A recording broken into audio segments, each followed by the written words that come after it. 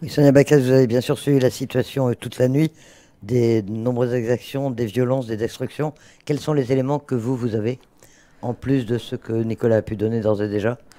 Ce qui s'est passé cette nuit est extrêmement grave puisque il y a eu des incendies partout, des exactions, des attaques de commerce, d'un certain nombre de bâtiments, publics ou privés, des gens qui ont été mis en danger, qui ont été attaqués. C'est extrêmement grave ce qui se passe. Surtout le Grand Nouméa, ils ont déployé et les choses étaient. Faut pas imaginer que c'était par hasard. Les choses étaient organisées, commanditées. Et les commanditaires de ces actes devront répondre de leurs actes et payer les dégâts. Oui, parce que justement, quelle est votre réaction? On parle de grandes violences, effectivement, mais ce n'est plus de la revendication politique. À l'origine, c'était pour s'opposer au gel du corps électoral. Là, on a l'impression que c'est de la guérilla urbaine, de la destruction. C'est les deux, c'est-à-dire que c'est la définition du terrorisme, c'est de défendre sa cause politique par la violence. Donc c'est une forme de terrorisme de la part des commanditaires. Et quand j'ai demandé aux élus du Congrès indépendantiste de dénoncer l'attaque contre Nicolas Betzdorf, qui a été déclaré persona non grata en Nouvelle-Calédonie, ils ont refusé de la condamner. Donc ce sont des actes qui sont cautionnés par un certain nombre d'élus du FLNKS et qui se servent et qui manipulent des jeunes qui effectivement le font par une forme de guérilla urbaine, des jeunes qui ne comprennent même pas pourquoi ils combattent, on l'a vu dans des reportages récents. C'est de la chair à canon qui est envoyée par les responsables politiques indépendantistes. Donc aujourd'hui, c'est le temps de la résistance, je l'ai dit, il faut que les Calédoniens se protègent leurs proches, restent chez eux dans la mesure du possible, ne répondent pas à la provocation. Et demain, ce sera le temps de la justice.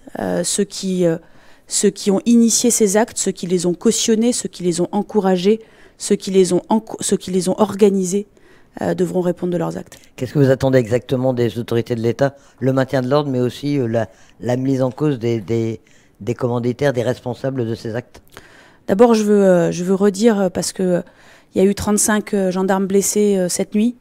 Les forces de l'ordre ont été déployées partout, ont été organisées pour répondre le mieux possible à ces exactions. Des renforts sont arrivés cette nuit, continuent d'arriver pour nous protéger le mieux possible. J'ai demandé au commissaire de mettre en place un couvre-feu à minima pour les mineurs. Je ne sais pas si ce sera fait. Nous continuons à demander et à obtenir des renforts, c'est indispensable. Et encore une fois, là, on parle de maintien de l'ordre, on parle d'ordre public. Et demain, ce sera aussi le temps de la justice parce que, encore une fois, il y a les jeunes, c'est des gamins qui sont dans la rue. Hein. C'est des gamins qui ont 12 ans, qui ont 14 ans, qui moi-même m'ont pris à partie, ma famille, qui savent même pas pourquoi ils font ça. Mais derrière, il y a des gens qui savent très bien pourquoi ils font ça. Et effectivement, faut pas se cacher derrière son petit doigt, faut pas avoir peur des mots. Le terrorisme, je le répète, c'est utiliser la violence pour sa cause politique. C'est ce qu'ils font aujourd'hui. C'est donc les responsables de la CCAT qui doivent être, selon vous, poursuivis et mis face à leurs responsabilités? Oui, mais encore une fois, effectivement, la CCAT doit être, et les responsables de la CCAT doivent être condamnés.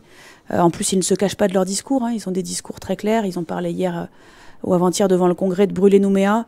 Les choses sont claires, mais ça va au-delà. La CCAT, ça n'est qu'une émanation d'un certain nombre de responsables politiques indépendantistes. La CCAT, c'est pas quelque chose qui sort de nulle part.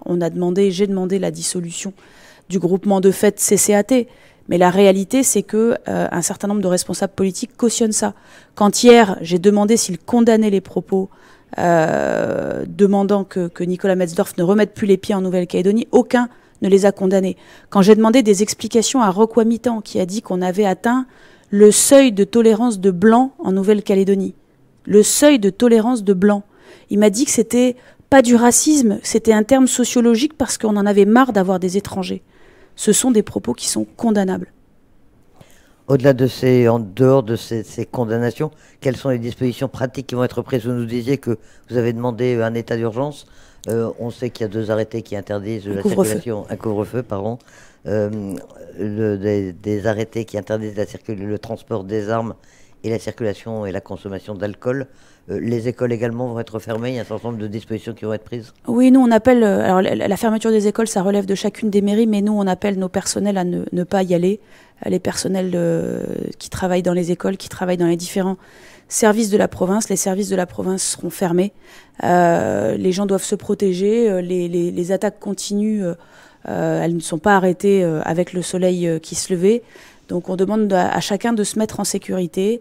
Notre priorité, c'est la protection des Calédoniens. Donc il n'y aura pas d'enseignants dans les écoles et effectivement les mairies pourront décider de les fermer par conséquence. Des dispositions prises également au Mont d'Or pour permettre la circulation, puisque la RP1 est toujours la circulation est très aléatoire sur la RP1.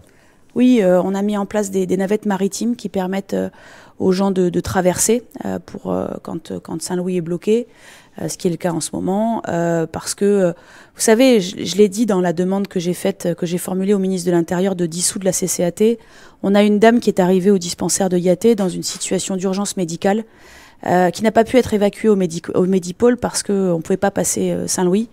Cette dame est rentrée chez elle, pour l'instant elle est encore en vie, mais très clairement sa vie est en danger, et donc c'est de la part de la CCAT et de ceux qui la dirigent de la mise en danger de la vie d'autrui.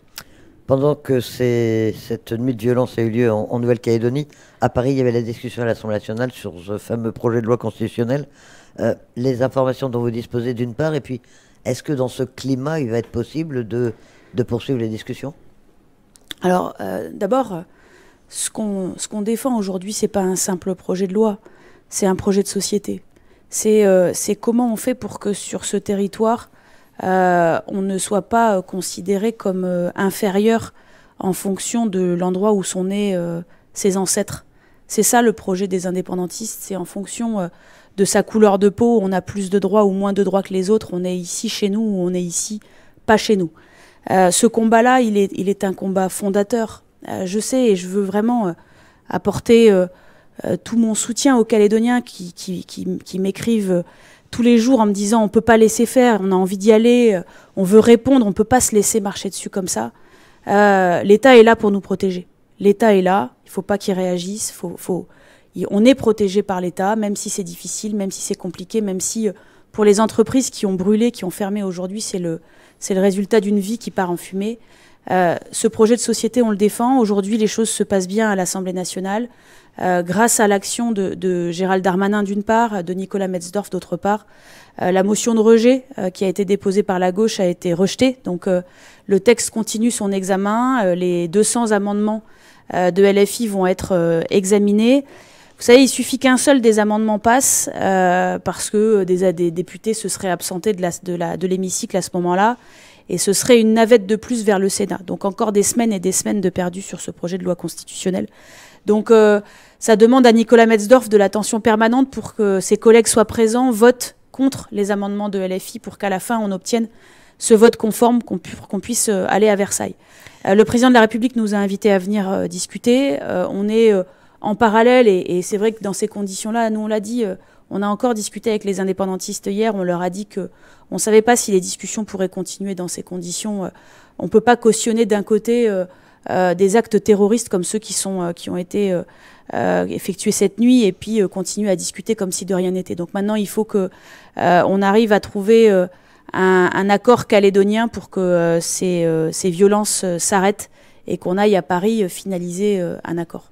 Paris, ce serait la fin du mois, fin du mois de mai.